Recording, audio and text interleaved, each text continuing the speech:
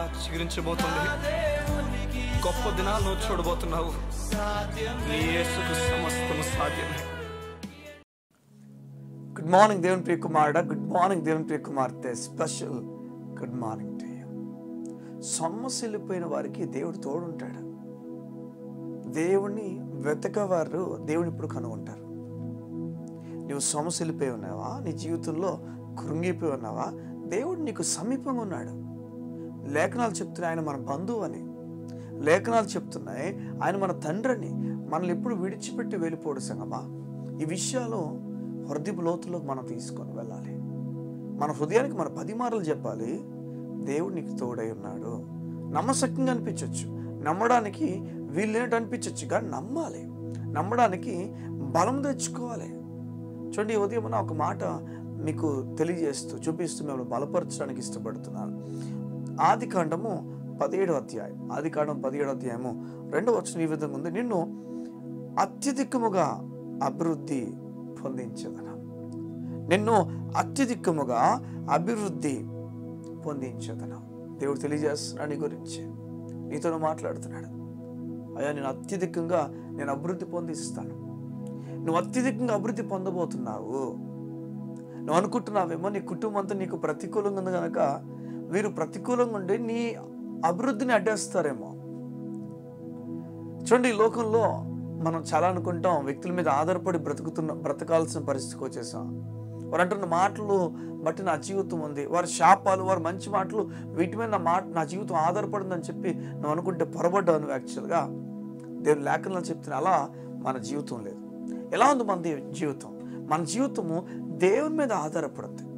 ఈరోజు మనం బ్రతుకుతున్న ఈ బ్రతుకు ప్రతి నూతనమైన దినము దేవుడిచ్చింది.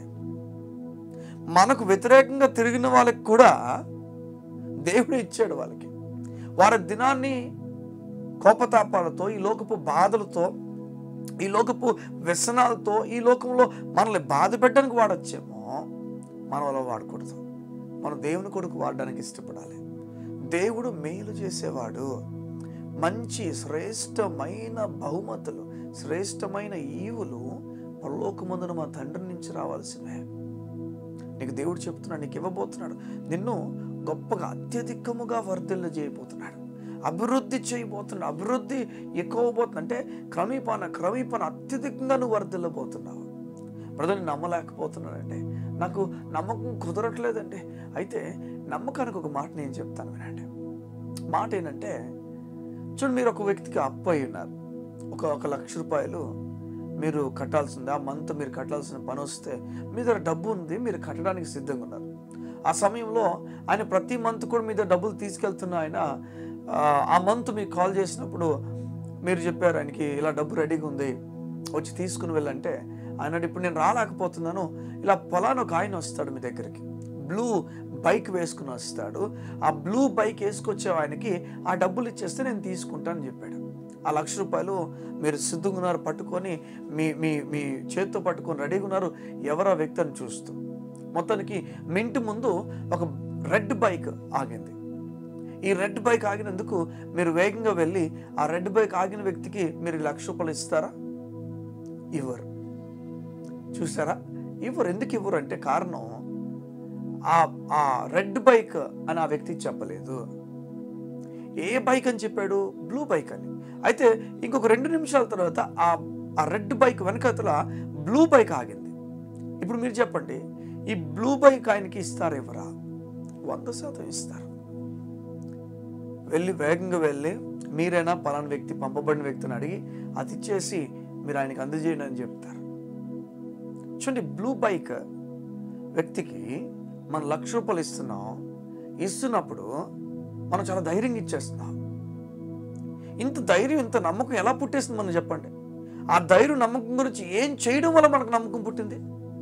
అక్కడ రెడ్ బైక్ మనం అక్కడ అధైర్యం పుట్టడానికి, నమ్మకం లేకుండా ఉండడానికి అక్కడ ఏం జరిగింది చెప్పండి? అక్కడ ఎంత ప్రార్థన చేయడం వల్ల ఇక్కడ బ్లూ బైక్ మీద నమ్మకం కుదిరింది? ఎంత ఉపవాసం చేయడం వల్ల ఈ బ్లూ బైక్ మీద నమ్మకం కుదిరింది చెప్పండి? ఇక్కడ ప్రార్థన ఉపవాసాలు బట్టి నమ్మకం కుదరలే, అక్కడ ఆ వ్యక్తి మీకు చెప్పాడు చూసారా, ఆ మాట బట్టి మీకు నమ్మకం కుదిరింది. సత్యము బ్లూ బైక్ అనే సత్యము, రెడ్ బైక్ అనేది అబద్ధం. సత్యము, ఇది సత్యం అని తెలిస్తే ఇమ్మీడియట్గా నీకు నమ్మకం పుడుతుంది. ఎస్, ఇది ట్రూత్ అంతే, ఇది నమ్మకం. దేవుడు చెప్తున్నాడు, నేను అత్యధికంగా నేను దీవిస్తాను, అత్యధికంగా నేను అభివృద్ధి కలుగు చేస్తాను, నువ్వు అలా పైకి వెళ్తూనే ఉంటావు, నువ్వు కంగారు పడదని దేవుడు చెప్తున్నప్పుడు అది సత్యం అని నమ్మాలి, అది రైట్ అని నమ్మాలి. నీకు ఇచ్చిన విజన్స్ ఏమవుతున్నాయో, నీకు ఇచ్చిన ఆలోచనలు ఏమవుతున్నాయో వాటి మీద నువ్వు దృష్టి ఉంచాలి. అది నేను సత్యంగా, అది నువ్వు సత్యంగా పట్టుకున్నప్పుడు నీలో విశ్వాసవంతంగా పుట్టించేస్తుంది. ఈ మధ్య ఓ మాట నేను చెప్తున్నాను. ఆ మాట ఏంటంటే, మనకు దేవుడు ఇచ్చే ప్రతి ఈవులు కూడా, ఆశీర్వాదాలు కూడా మన నీతిని ఆధారం చేసుకుని కాదు, దేవుని నీతిని ఆధారం చేసుకుని అని చెప్పి రోమిలకు రాసిన పత్రిక 4:13 చూపించి నేను మాట్లాడాను. అబ్రాహాముకైనను అతని సంతానంకైనను దేవుడట ఆశీర్వదించినప్పుడు ధర్మశాస్త్ర సంబంధమైన క్రియలు అంటే మంచి పనులు ఆధారం చేసుకుని ఆశీర్వదించలేదట. దేన్ని ఆధారం చేసుకుని ఆశీర్వదించాడు? విశ్వాసం వల్ల అయిన నీతి వల్ల. ఈరోజు దేవుడు నీకు చెప్తున్నాడు, నేను అత్యధికంగా అభివృద్ధి కలుగు చేయబోతున్నాడు. You are going to prosper. నువ్వు అద్భుతంగా ప్రాస్పర్ అవబోతున్నావు, నువ్వు అభివృద్ధి పొందబోతున్నావు, నువ్వు ఉత్తీర్ణత చూడబోతున్నావు, ఆశ్చర్య కార్యాలు చూడబోతున్నావు. నీ దేవుడు కోరుతున్నాడు సత్యము నమ్మమని, ఆయన మాటను సత్యంగా తీసుకోమని. ఏదైనా ప్రార్థన చేస్తుండగా నెక్స్ట్ లెవెల్ ఆఫ్ లైఫ్లోకి దేవుడిని తీసుకెళ్ళబోతున్నాడు. గెట్ రెడీ, గెట్ రెడీ సమ్మా, గెట్ రెడీ. నీ జీవితంలో నువ్వు అభివృద్ధి పొందుతావు. బిడ్డలు, నీకు దేవుడు బిడ్డలు ఇవ్వబోతున్నాడు, ఉద్యోగం ఇవ్వబోతున్నాడు, పెళ్లి చేయబోతున్నాడు. నీ జీవితంలో ఎక్కడ స్ట్రక్ అయిపోయి అక్కడి నుంచి దేవుడు నడిపించబోతున్నాడు. నీవు ఎక్కడికి వెళ్ళి అక్కడ అడుగుపెట్టి ప్రతి స్థలంలో కూడా దేవుని కార్యమును చూడబోతున్నావు. కళ్ళు మూసుకున్నట్లయితే మీ గురించి నేను ప్రార్థన చేయడానికి ఇష్టపడుతున్నాను. మా ప్రియ పరలోకపు తండ్రి, మీకు వందనాలు. నీ బిడ్డలు ఏ విషయంలో కూడా దిగులు పడకూడదని, ధైర్యం ఉండాలని చెప్పి మీ ఆశ ఉన్నతంగా మా పట్ల ఉంది. నీకు వందనాలు.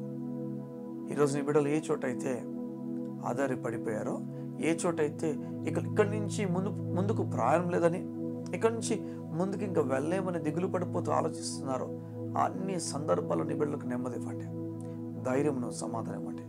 నీ కృప చేత వారిని నడిపించండి. గొప్ప ధైర్యం నీ బిడ్డలకు ప్రకటించచ్చు, దేవుని దీవులను ప్రకటించచ్చు. ఇది మొదలుకొని నూతన బలం నీ బిడ్డలు కలుగును గాక ప్రార్థన చేస్తూ దీవిస్తున్నాను తండ్రి. ఆమేన్, ఆమేన్, ఆమేన్. దేవుడి ఉదయం నీతో మాట్లాడుతున్నాడు. నిరసించిపోతూ, దిగులు పడద్దు, ఆశ్చర్యమైన కార్యం చూడబోతున్నావు. God bless you. See you tomorrow.